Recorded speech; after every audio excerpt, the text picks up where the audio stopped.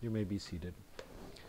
Dear brothers and sisters, today's gospel, I think it's very rich and beautiful. And the first thing that I think it tells us is even very holy men and women, like John the Baptist today, need confirmation. Sometimes I think we think, oh, if I was holy, I shouldn't need so many confirmations. But today we see John the Baptist asking for a confirmation. Are you the one, or should we be waiting for someone else? Not that he doesn't believe that Jesus is the one, but he is looking for a confirmation. The same thing happened with our Blessed Mother.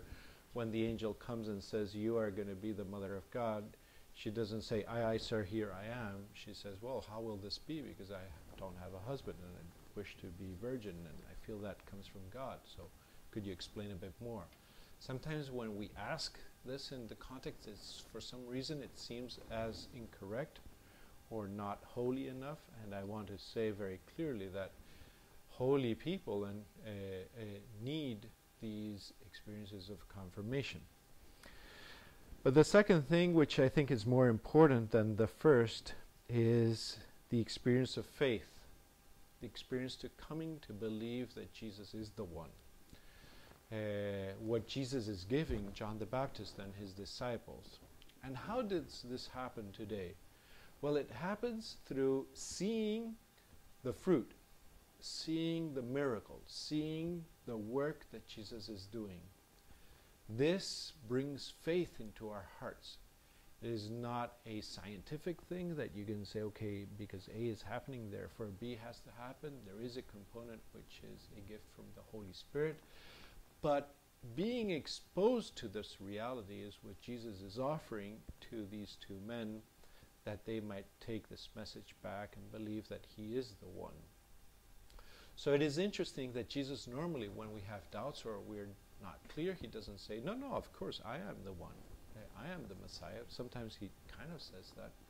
But what he does is he points towards the fruits, which are the signs that he is the one.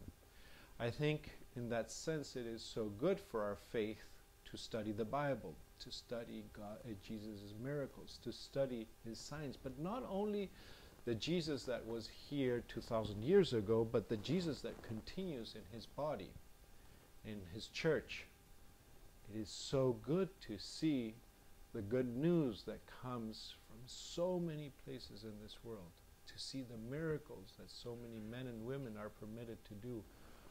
Looking at these things, deepening in these things, like the shroud of our Blessed Mother in Mexico, in Guadalupe, or the Turin shroud, or so many things. In Mexico it's not a shroud, but anyway, the mantle.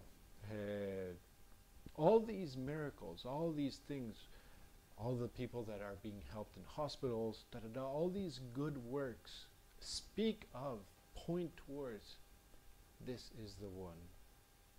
This is Jesus doing all these things. Strengthen our faith.